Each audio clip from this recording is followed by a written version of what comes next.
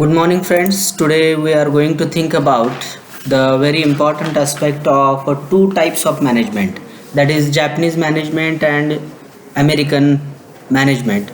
In this particular Japanese management, we have to think about what kind of culture they are creating as well as they are executing in their different companies and organizations. Number of times we observe that the company is creating its individual culture where people are working with great honesty, with great sincerity, with great punctuality.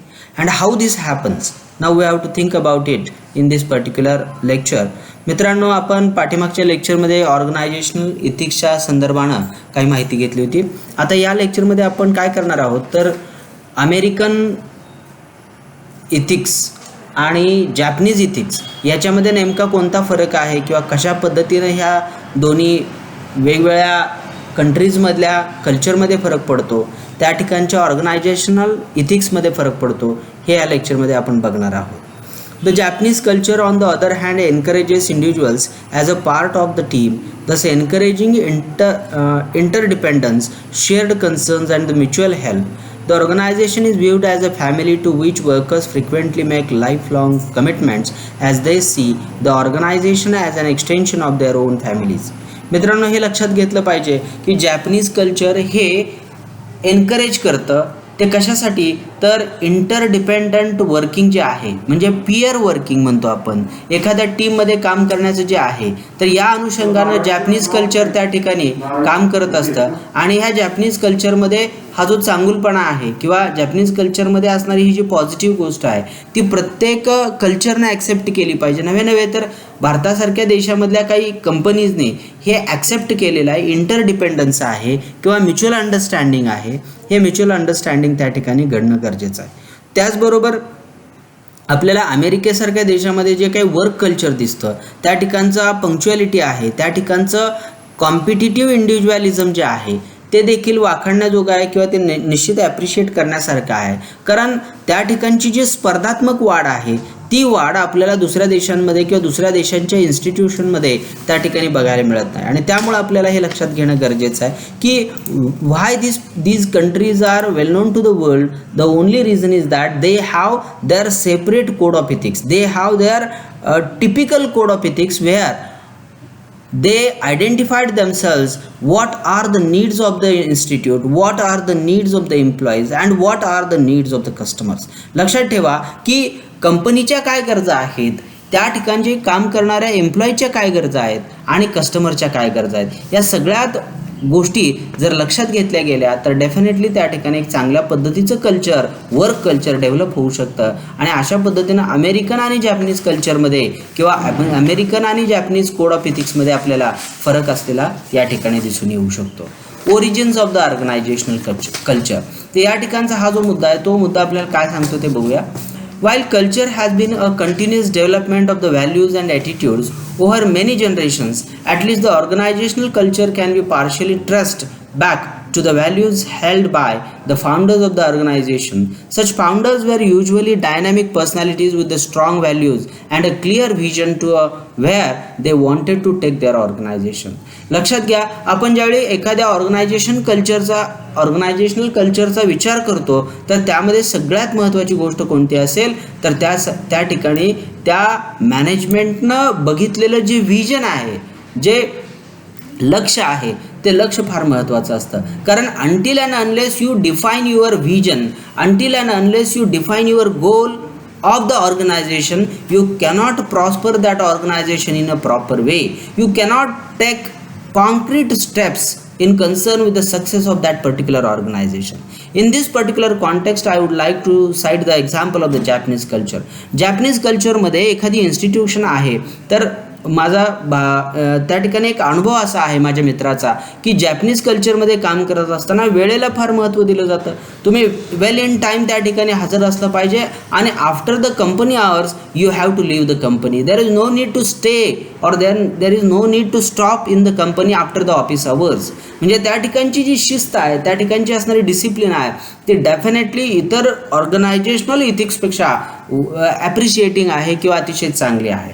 तर तशा पद्धतीचं work culture आपण देखील आपल्याकडे जर develop केलं तर त्यासाठी महत्त्वाचं काय असतं तर व्हिजन असतं. आणि हे व्हिजन जर त्या कंपनीच्या मॅनेजमेंटनं जर पाहिलं तर डेफिनेटली आपल्याला त्या ठिकाणी ती कंपनी एका विशिष्ट अशा सक्सेसच्या टप्प्यावरती जाऊन बसलेली त्या ठिकाणी दिसू शकते.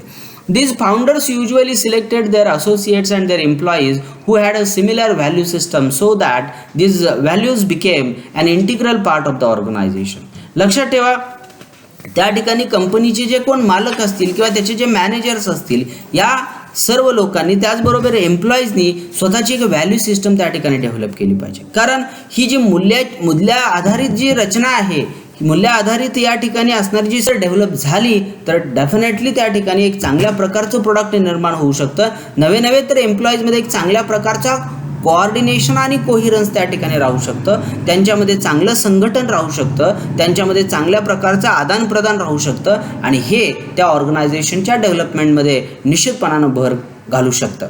So what is the second point? Let us see that. Second, the organizational culture is influenced by the external environment and the interaction between the organization and the external environment. See that wherever the company works, that doesn't matter in which particular area, it doesn't matter, but there are definitely external influencing factors. काही बाहेरचे असे काही घटक असतात की जे त्या कंपनीच्या वर्किंगवरती, त्या कंपनीच्या सिस्टीमवरती, त्या कंपनीच्या कोड ऑफ इथिक्सवरती त्या ठिकाणी इन्फ्लुएन्स करत असतात. आणि मग हे घटक कोणते आहेत आणि त्याचा त्या ठिकाणी कशा पद्धतीनं उपयोग करून कंपनीची प्रॉस्पेरिटी करता येऊ शकते याच्यासाठी विचार केला पाहिजे.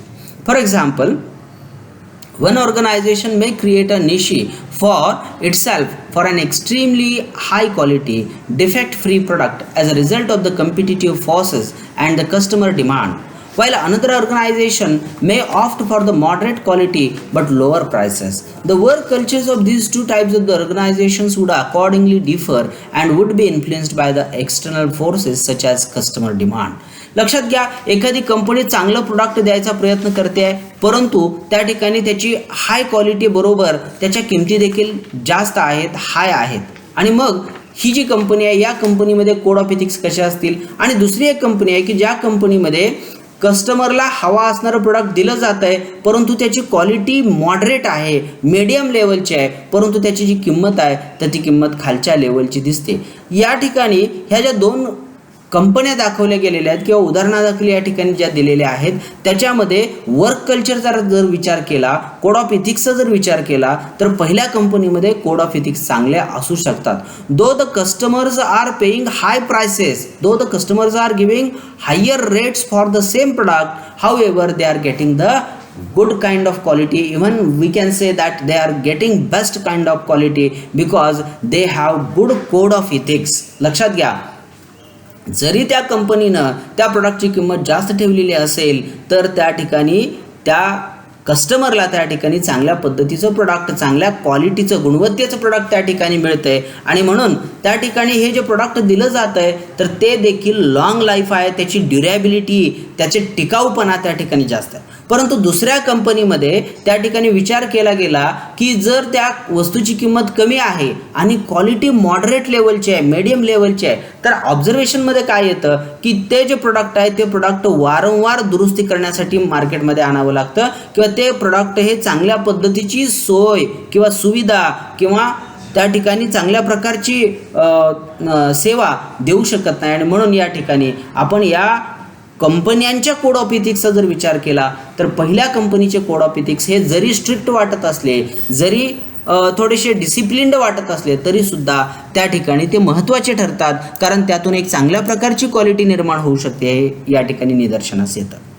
Third point is that work culture is also a function of the nature of the work and the mission and goals of the organization. For example, in a professional research-oriented small organization, the workers may be more informal at all the hierarchical levels of the organization. The dress code may not be strictly observed and the employees may be encouraged to be independent and innovative. In contrast, other organizations may have a strictly enforced formal classical hierarchical structure with the clearly established channels of the communication and strict adherence to the work rules. Accordingly, the organizational culture of these two types of the organizations would be different. लक्षात घ्या, एखादी company dress code वरती strict राहते, एखादी company strict राहत नाही, परंतु dress code हा त्या माणसाला त्या वर्किंग एन्व्हायरमेंटमध्ये एक चांगल्या पद्धतीचं फिलिंग निर्माण करतं. त्याचा ड्रेस त्याच्या ड्युटीबद्दलची त्याची जाणीव निर्माण करतं. त्याचा ड्रेस त्याच्यावर असणारी जी ऑब्लिगेशन्स आहेत, बंधनं आहेत, याच्याबद्दलची आठवण करून देतं. आणि त्यामुळं ज्या ठिकाणी ड्रेस कल्चर किंवा ड्रेस कोड त्या ठिकाणी कंपल्सरी केला जातो, तर डेफिनेटली त्या ऑर्गनायझेशनमधली त्या ठिकाणी एम्प्लॉईजचं बिहेवियर जे आहे ते डिसिप्लिन्डच आपल्याला पाहायला मिळू शकतं. What is there in the Japanese culture? Let us see that. Much has been written and talked about the Japanese management styles. Almost invariably, the economic success of the Japanese society is associated with the Japanese culture. The cultural aspect of the organizational performance came into focus with the theory Z proposed by William Oshie in 1981. आता ही जी theory आहे Japanese कल्चरचे जे organisational परफॉर्मन्सबद्दलची theory आहे ते William ऑशी यांनी define केलेली दिसते आणि हे 1981 साली या थिअरीचं त्या ठिकाणी त्यांनी बेस किंवा त्याचा जे फिलॉसॉफी आहे ती त्या ठिकाणी मांडलेली आहे. Even though theory Z draws heavily on the Japanese approach to the management, it is more a combination of the current American as well as Japanese style of managing an organization. आता Japanese ही जी Z theory आहे ही theory काय आहे तर Japanese plus American हे जे code of ethics आहेत त्याचं combination म्हणजेच ही झेड थिअरी आहे.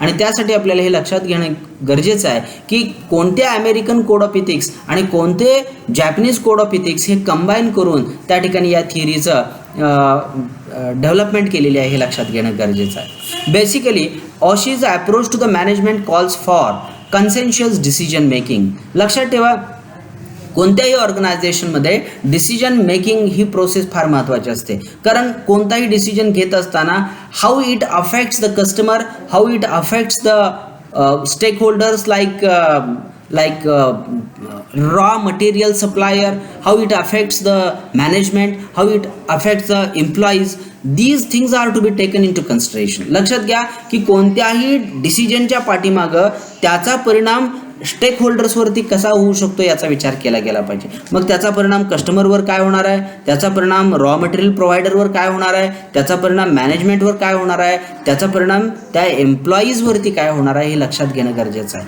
So these are the very important aspects which are very much to be considered in the Japanese management. Then worker participation in all the phases of the organizational operations, then genuine concern for the overall well-being of the employees and lifetime job security. The very important thing is that every employee when selected in the organization should be given the job security. जर एखाद्या वर्करला त्याची job security आहे किंवा त्याला आपला job अतिशय secure आहे आणि आपल्याला या ठिकाणी अनेक वर्ष काम करायचं आहे, तर त्याच्या मनामध्ये त्याच्या थिंकिंगमध्ये एक पॉझिटिव्ह बदल लक्षात काय घेऊ शकतो की आपल्याला जर इथं लॉंग लाईफ काम करायचं असेल तर आपल्याला स्वतःचं एक चांगलं कल्चर त्या ठिकाणी डेव्हलप करावं लागेल. आपण एक चांगला परफॉर्मन्स या कंपनीसाठी गेला पाहिजे. कारण जर आपण चांगलं काम केलं तर आपल्याला रिवॉर्ड भेटू शकतं किंवा चांगलं काम केलं तर डेफिनेटली यातून कंपनीचा फायदा होईल आणि कंपनी अल्टिमेटली कुणाचा फायदा करेल तर त्या एम्प्लॉईचा फायदा करू शकेल. So these are the important aspects which are given in the theory of the Z culture. The importance of the strong culture as a driving force for the organizational success was emphasized by the Peters and the Waterman in their well-received book In Search of Excellence. लक्षात ठेवा, हे जे पुस्तक आहे ते तुम्ही नेटवरती जरी search केलात तरी तुम्हाला हे पुस्तक PDF फॉर्ममध्ये मिळू शकेल. आणि ह्या पुस्तकामध्ये काय मांडलेलं आहे की कशा पद्धतीनं वर्क कल्चरमध्ये एम्प्लॉईजनी स्वतःमध्ये बदल केला गेला पाहिजे किंवा एम्प्लॉईजनी स्वतःवरती काही ऑब्लिगेशन्स त्या ठिकाणी निर्माण करून घेतली पाहिजे, तरच त्या ठिकाणी चांगल्या पद्धतीचं कल्चर डेव्हलप होऊ शकतं, एम्प्लॉईजचा फायदा होऊ शकतो, अल्टिमेटली ऑर्गनायझेशनचा फायदा त्या ठिकाणी होऊ शकतो. Without exception, the dominance and the coherence of the culture proved to be an essential quality of the excellent companies.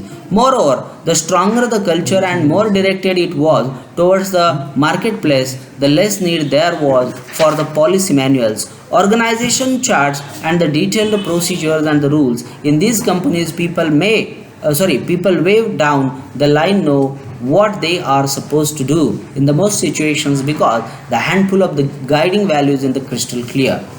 See here that it is said that without exception, the dominance of the coherence of culture proved to be the essential quality of the excellent companies.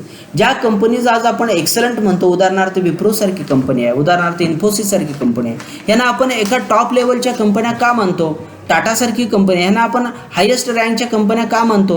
तर त्यांच्यामध्ये असणारं जे work culture आहे ते हाय लेवलचं आहे, त्यांच्यामध्ये असणारी जी गुणवत्ता आहे ते अतिशय चांगल्या क्वालिटीची आहे आणि त्यामुळं त्या ठिकाणी आपण त्यांना एक चांगल्या पद्धतीचा रिस्पेक्ट किंवा चांगल्या पद्धतीचा आदर मार्केटमध्ये सुद्धा आपल्याला कस्टमरकडून दिला गेलेला बघतो.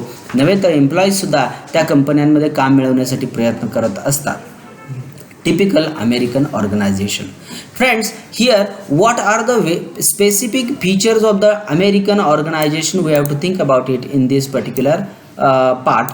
Usually employment is short term, layoffs are quite common and lateral job mobility is also common. या ठिकाणी अमेरिकन कल्चरमध्ये काय दिसतं की शॉर्ट टर्म एम्प्लॉयमेंट राहते, त्या ठिकाणी कॉन्ट्रॅक्च्युअल बेसिसवरती काम दिलं जातं, 6 महिने असेल, वर्ष असेल आणि कदाचित त्याच्यापेक्षा जास्त मोठा कालावधी कामासाठी दिला जात नाही. परंतु त्या ठिकाणी लॅटरल जॉब मोबिलिटी राहते, म्हणजे त्या कामातून तुम्हाला दुसऱ्या कामाकडे जायचं असेल, शिफ्ट करायचं असेल तर त्या ठिकाणी तुम्हाला त्याच कंपनीमध्ये दुसऱ्या एखाद्या कामामध्ये इंटरेस्ट असेल तर त्या ठिकाणी सुद्धा तुम्हाला शिफ्ट केलं जातं किंवा शिफ्ट करण्याची संधी दिली जाते.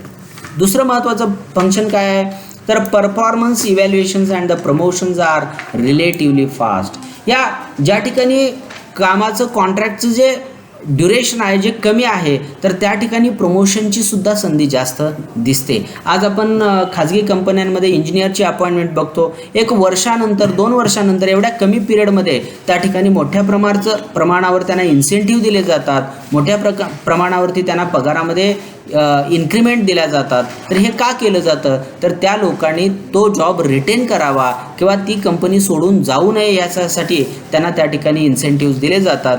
आणि त्यामुळं जरी जॉबची सिक्युरिटी नसली जादा तरीसुद्धा कमी कालावधीमध्ये जादा जर पगार मिळत असेल तर तो एम्प्लॉई त्या कंपनीमध्ये स्वतःचा जॉब रिटेन करतो, तो कंटिन्यू करतो आणि त्याचा फायदा डेफिनेटली कंपनीला झाल्याशिवाय राहत नाही. Next important feature is career paths are very specialised. People tend to stay in the same area such as accounting and become expert in their area. लक्षात ठेवा, एखादं स्पेसिफिक सब्जेक्ट असेल किंवा एखादं स्पेसिफिक फील्ड असेल, फॉर एक्झाम्पल अकाउंटिंग, तर त्याच्यामध्ये जर बरेच दिवस एखाद्या व्यक्तीने काम केलं तर त्याची एक्सपर्टाईज त्यामध्ये होते, तो त्या क्षेत्रातला त्या विषयातला एक्सपर्ट बनतो आणि त्यामुळं त्याचाही फायदा होतो. त्याला जॉब पॅकेज मोठ्या प्रमाणावर मिळू शकतात किंवा चांगल्या पद्धतीची सॅलरी त्याला ऑफर केली जाऊ शकते. So decisions are carried out by the individual managers who are responsible for the outcome of such the decisions.